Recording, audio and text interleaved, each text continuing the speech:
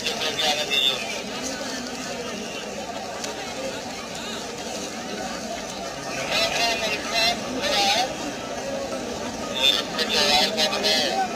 पर फिर से आपको बता दें कि बीजेपी अपने दम भर रही है जीत का, लेकिन क्या है माहौल यही जानेंगे। माहौल टाइट पे आज हमारे साथ तमाम लोग होंगे, लेकिन दर्शकों को हम पहले थोड़ा सा समीकरण समझा देते हैं कि आखिरकार खैर विधानसभा का क्या समीकरण है। सबसे पहले देखिए 20 नवंबर को वोट डाले जाएंगे, तो आपसे अनुरोध है कि आप अपने घरों से निकलिए और वोट जरूर डालिएगा। इसके अलावा दर्शकों को बता दें कि यहाँ वोटरों की संख्या 4 लाख के आसपास है। 4 लाख से ज़्यादा इस विधानसभा के अंदर वोटर हैं, जिसमें पुरुष वोटरों की बात करें तो 2.5 लाख से भी ज़्यादा है। इसके बाद महिला वोटरों की बात करें तो 1,80,000 से भी ज़्यादा महिला वोटर है। अगर हम उम्मीदवार की बात करें तो 6 उम्मीदवार आपको बता दें कि अलग अलग दल से यहाँ दम ठोक रहे हैं, यहाँ ताल ठोक रहे हैं, चुनावी ताल। ये 6 उम्मीदवार अब देखना होगा कि जनता क्या फैसला सुनाती है। इसके अलावा अगर हम बात करें मुख्य उम्मीदवारों की तो खैर से सुरेंद्र दिलेर को बीजेपी ने उम्मीदवार बनाया इस बार, उन पर दाव खेला है। उनकी कितनी दावेदारी, कितना दमदार दिख रहा है उनका प्रदर्शन, ये देखने वाली बात होगी। अगर हम बात करें समाजवादी पार्टी, क्योंकि लड़ाई जो है वो लड़ाई सीधी समाजवादी पार्टी वर्सेस आपको बता दें कि बीजेपी के बीच है, तो यहां से चारू कैन को यहां से चुनावी मैदान में उतारा है। वहीं बीएसपी की बात करें तो बीएसपी के डॉक्टर पहल सिंह यहां से उम्मीदवार बनाए गए हैं। अगर हम जातिगत समीकरण की बात करें तो जल्दी से आपको जातिगत समीकरण बता दें। यहाँ जाट वोटरों की संख्या बहुत ज्यादा है, 1,30,000 से भी ज्यादा जाट वोटर है। इसके अलावा जाटव वोटरों की भी संख्या ठीक ठाक है, 70,000 है। इसके अलावा ब्राह्मण वोटरों की बात करें तो 60,000 है। इसके अलावा सूर्यवंशी वोटरों की बात करें 30,000 और मुस्लिम वोटरों की भी यहाँ ठीक ठाक संख्या है 30,000। लेकिन आपको बता दें कि बीजेपी को लग रहा है कि खैर हमारे लिए सुरक्षित सीट है, लेकिन क्या वाकई में सुरक्षित सीट हो पाएगी या नहीं हो पाएगी। मैं जल्दी से अपने मेहमानों का परिचय करा दूं जो हमारे साथ मेहमान रहेंगे। आपको बता दें हमारे साथ चौधरी ऋषिपाल सिंह जी हैं जो एमएलसी अलीगढ़ के। चौधरी ऋषिपाल जी बहुत स्वागत है आपका।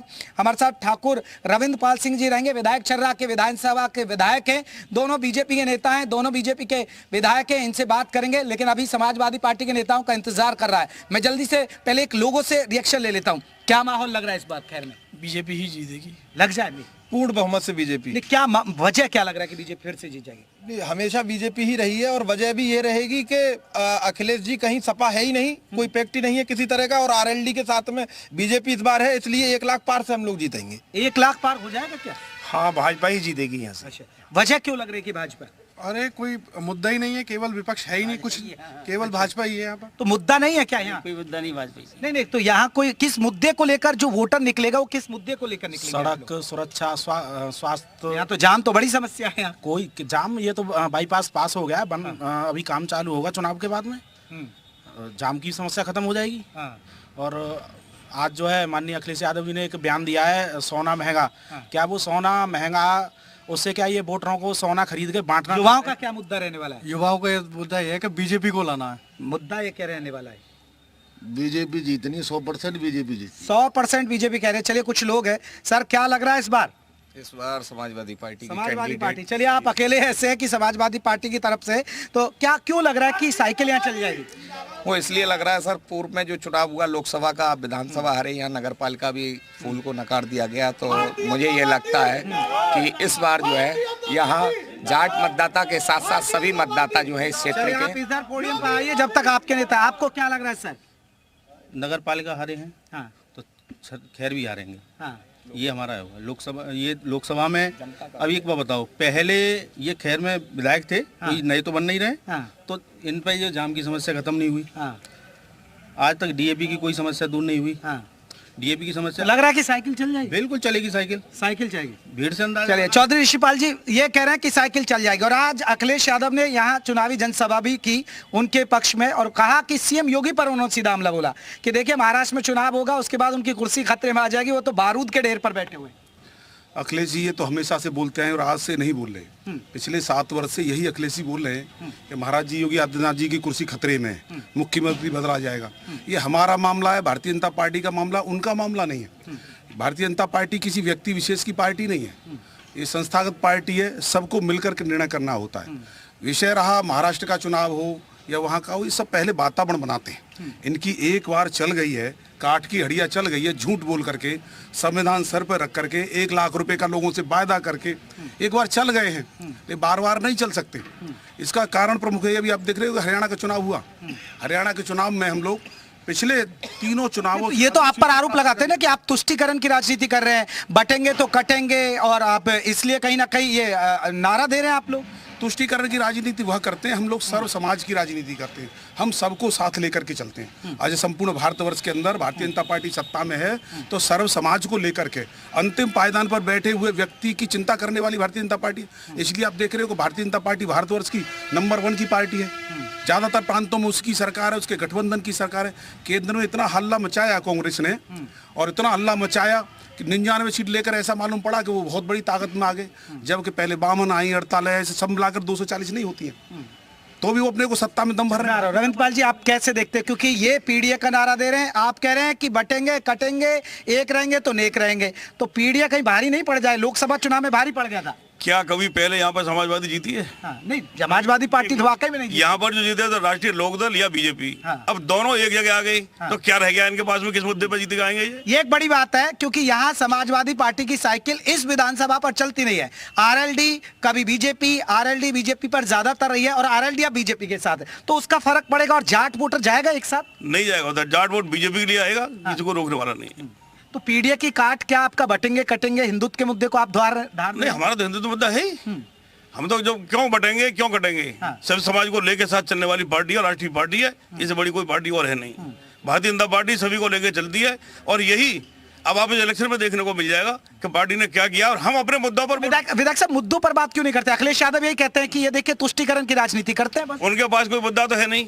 हमें पूछते हैं वो अखिलेश जी किस बात पर वोट मांग रहे हैं, क्या किया उन्होंने क्षेत्र में अब तक, हमारे क्षेत्र में या यूपी में क्या किया है, और हम अपने गिना देंगे तो 100 नाम गिना देंगे जो हमारे यहाँ पर हमारी पार्टी ने काम किए हैं, जो हम किसानों को दे रहे हैं, जो महिलाओं को दे रहे हैं, युवाओं को दे रहे हैं, रोड दे रहे हैं, सुरक्षा दे रहे हैं। आज जो गुंडागर्दी होती थी यहाँ पर, वो गुंडागर्दी नाम की चीज नहीं है। किसी की औकात नहीं, किसी की बहन बेटी को छेड़ कर निकल जाए दूसरे चौराहे पर ढेर कर दिया जाएगा, उठा के बंद कर दिया जाएगा। चलिए देखिए, हमने समाजवादी पार्टी के लोगों को बुलाया। सर, आपकी संख्या इतनी कम बता रही है कि कैसे लड़ेंगे? हमने तो सुबह से न्योता दे रहे हैं आपको कि आइए अपनी बात रखिए। संख्या कम होने से क्या आपको अंदाजा लग गया? आज कह रहे हैं कि अखिलेश यादव की रैली में भी कुर्सियां खाली रह गई। तो ऐसे तो योगी आदित्यनाथ की भी उनमें भी कुर्सियां खाली थी, तो उससे आप क्या अंदाजा लगाते हैं? ऐसे जिंदाबाद बोलने से क्या कोई जीत जाएगा? आप अपनी बात नहीं, हम तो अपनी बात रख रहे हैं। अभी विधायक जी बोल रहे थे, अभी विधायक जी ने बोला कि सपा यहाँ कभी नहीं जीती।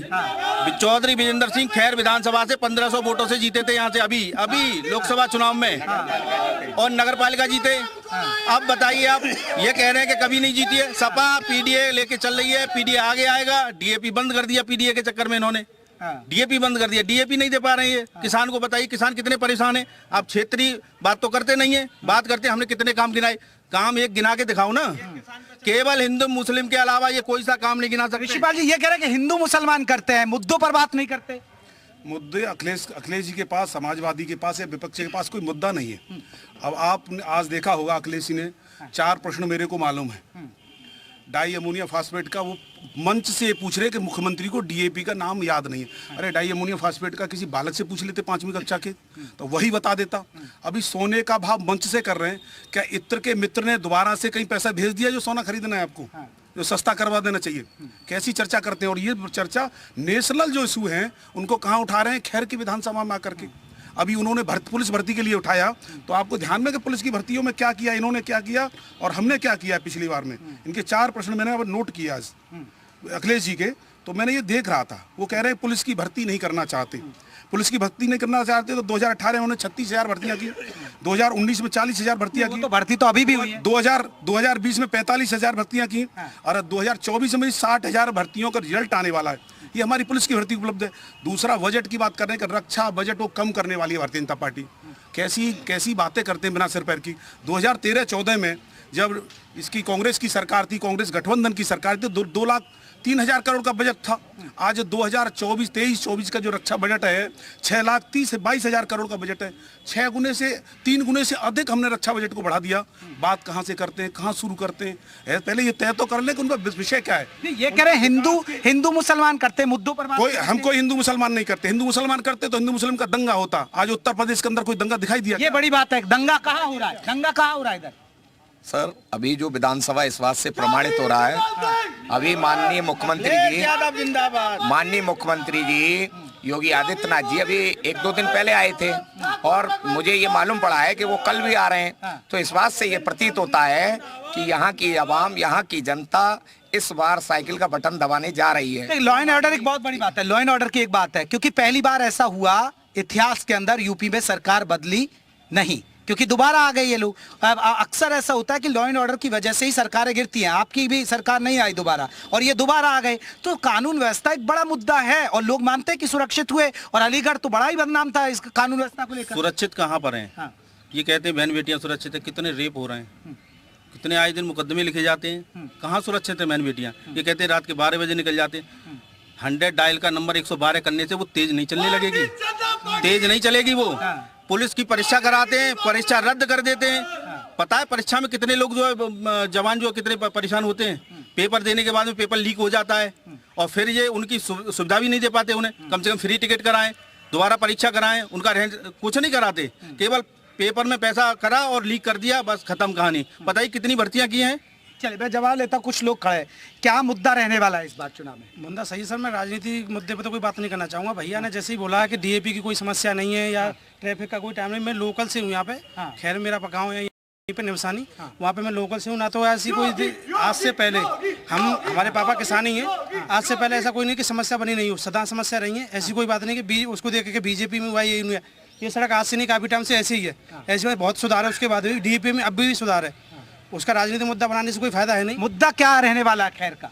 बेरोजगारी, महंगाई, शिक्षा, यही इसी को देखते हुए सभी जो है वोट करेंगे। क्या लग रहा है फिर इस बार कुछ जनता का मूड चेंज करने के लिए लग रहा है। बदलाव हो गया? बिल्कुल बदलाव। नहीं, बदलाव हो जाएगा। बदलाव हो गया फिर और कोई पार्टी? बीजेपी जिंदाबाद। बीजेपी जिंदाबाद या बीजेपी जिंदाबाद। मैं विधायक साहब एक बहुत बड़ा सवाल, क्योंकि सबसे बड़ी बात है वो नगर पालिका का उदाहरण दे रहे हैं। वो पीडीएफ फॉर्मूला लोकसभा में चल गया, बीजेपी की टेंशन बढ़ गई। 400 पार का नारा दे रहे थे, 80 सीट यूपी में जीतने की बात कर रहे थे, लेकिन सब फेल हो गया। आपको वही उनको लग रहा है कि इस बार हो जाएगा पीडीएफ का फॉर्मूला? ये सपना देखते रहे। भारतीय जनता पार्टी पूर्ण बहुमत से आई थी और अब भी वो जीतेंगी।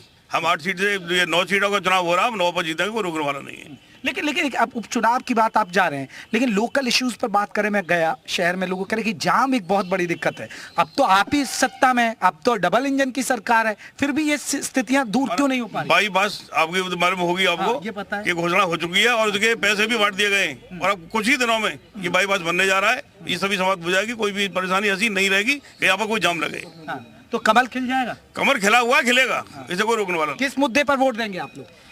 खैर में सबसे पहली बात तो कोई मुद्दा है ही नहीं, क्योंकि बीजेपी सरकार ने, भारतीय जनता पार्टी की सरकार ने सब कुछ इतना अच्छा कर रखा है। बात रही जाम की, ये लोग हल्ला मचा रहे हैं कि जाम के लिए 4 लेन रोड जब से हुआ है, जब से यहाँ जाम चालू हुआ है, क्योंकि हैवी ट्रक्स जो आते हैं वो यहाँ रोड पे आने लगे। पहले हैवी ट्रक्स नहीं आते, कभी जाम नहीं लगा, क्योंकि अगर ये रोड 4 लेन बीजेपी नहीं कराती तो जाम भी नहीं होता यहाँ। तो बीजेपी ने 4 लेन करा के हैवी ट्रक्स आने शुरू हो गए, तो ये तो अच्छा ही किया है पब्लिक के लिए कि बीजेपी ने 4 लेन। हमारे अलीगढ़ तक हम 4 घंटे में पहुँचते थे, कोई बीमार हो जाए तो अलीगढ़ तक पहुँच नहीं पाते थे दवा लेने के लिए। नहीं, बेरोजगारी मुद्दा नहीं है क्या युवाओं का? कोई नहीं है बेरोजगारी मुद्दा नहीं है। नौकरी कर रहे हैं जी, 35,000 रुपये महीना कमा रहे हैं बीजेपी की सरकार में। नहीं तो फिर भी तो है ना कि देखिए ये भर्ती नहीं दे रहे, पेपर लीक हो जाते हैं। अब प्रयागराज में आप देखिए प्रदर्शन हो रहे हैं, धरना हो रहा है। बेरोजगारी ना, काम करने की कमी है, करने वाले नहीं, काम की कमी ना है। अभिषेक जी, सबसे बड़ा मुद्दा खैर में ट्रामा सेंटर का है। अगर खैर में ट्रामा सेंटर एक बन जाए तो यहाँ से जो मरीजों को नोएडा और दिल्ली और अलीगढ़ के लिए जाना पड़ता है और रास्ते में ही दम टूट जाते हैं। अलीगढ़ में जाम की स्थिति इतनी भयंकर रहती है और खैर में भी जाम रहता है। खैर का सबसे बड़ा मुद्दा ट्रामा सेंटर और जाम, और कोई खैर में मुद्दा नहीं है। नहीं, ट्रॉमा सेंटर की बात कर रहे हैं, मुद्दा क्या है? क्योंकि जो लोकल इश्यूज पे बात होती है, हालांकि मुद्दा कहीं ना कहीं नेशनल हो जाता है। नहीं हो जाता है, पर समझ रहा हूँ मैं, इतना ट्रामा सेंटर की हमारे यहाँ मेडिकल कॉलेज है और दूर दूर से, मतलब एक छोटा एमसी मान लीजिए, वहाँ है, पर ये और रहा जाम की, तो जाम के लिए यहाँ पे प्रस्ताव पास हो चुका है बाईपास का, और जल्दी निजात दिखेगी, पर ओवरऑल यहाँ बीजेपी ही जीतेगी। ठीक है ऋषिपाल जी, एक बहुत बड़ा सवाल, क्योंकि आप आधार बता रहे हैं, आप मुद्दों की बात कर रहे हैं, लेकिन सबसे बड़ा सवाल ये है खैर विधानसभा की, ये इशू, लोकल इश्यूज पे क्यों नहीं बात हो रही है? मुद्दा कहीं ना कहीं कटेंगे बटेंगे, वो कह रहे हैं जोड़ेंगे तो सुरक्षित, ये सब पर होगी। देखिए, हम लोग लोकल के मुद्दों की बात करते हैं, लोकल के मुद्दे उनके पास नहीं है। आज अलीगढ़ के अंदर वर्षों से मांग चली आ रही थी, मुस्लिम विद्यालय यहाँ पर है, उसके अगेंस्ट में मांग करते थे छात्र, लेकिन राजा महेंद्र प्रताप विश्वविद्यालय किसने खड़ा किया है? तो भारतीय जनता पार्टी की सरकार। औद्योगिक की बात करें तो औद्योगिक क्षेत्र में डिफरेंस कॉरिडोर कौन लेकर के आया है? तो भारतीय जनता पार्टी। मथुरा बरेली हाईवे कौन लेकर के आया जिसमें कंस्ट्रक्शन चल रहा है? तो भारतीय जनता पार्टी। अलीगढ़ आगरा हाईवे प्रस्ताव है, तो ये किसके समय में? भारतीय जनता पार्टी में। गाजियाबाद कानपुर ग्रीनफील्ड हाईवे प्रस्ताव है, तो किसके समय में? ग्रेटर अलीगढ़ की आवासीय योजना खड़ी की है, तो किसके समय में? अलीगढ़ पलवल हाईवे का जो ये काम चल रहा है, तो ये किसके समय में?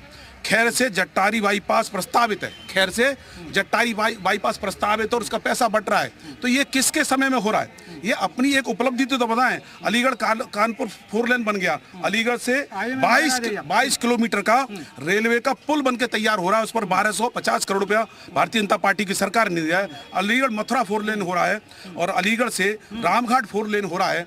ये किसकी सरकार है? ये अपने कार्यकाल का बताएं तो सही, इनके कार्यकाल का कोई विषय आज तक खड़ा हुआ है क्या? चले, ये तो उपलब्धियां बता रहे हैं आप, समाजवादी पार्टी की तरफ से कोई उपलब्धि बता पाएंगे? जी, लखनऊ एक्सप्रेस वे बनाया था। नहीं, आप बात रखिए, वो जा रहा है। लखनऊ एक्सप्रेस वे बनाया था आगरा से लेके। कितने पुल गिरे बताइए? इनकी सरकार में पुल गिरते ही रहते हैं, उसको नहीं गिनाएंगे, लेकिन जो अभी खड़ा भी नहीं हुआ उसकी गिनती करा रहे हैं। तो साइकिल चल जाएगी? क्यों नहीं चलेगी सर, साइकिल चला रहे हैं। एक तो यही झूठ बोल रही है बहन मेरी छोटी कि पुल गिर रहे हैं। कौन सा पुल गिर गया? कौन सा पुल? क्यों बिहार में कितने गिर रहे हैं? तो आप कमल की बात, यूपी की बात, कमल 100% कमल खेल जाएगा, कमल खेलेगा, 100% खेलेगा। माहौल टाइट में हम खैर से इतना ही, और यहाँ लोग कह रहे हैं कि कमल खिल जाएगा बीजेपी के लिए, इसलिए है कि ये सुरक्षित सीट मानी जाती है। तो माहौल टाइट में बस इतना ही, फिर अगली विधानसभा में करेंगे मुलाकात और जानेंगे कि आखिरकार क्या है माहौल।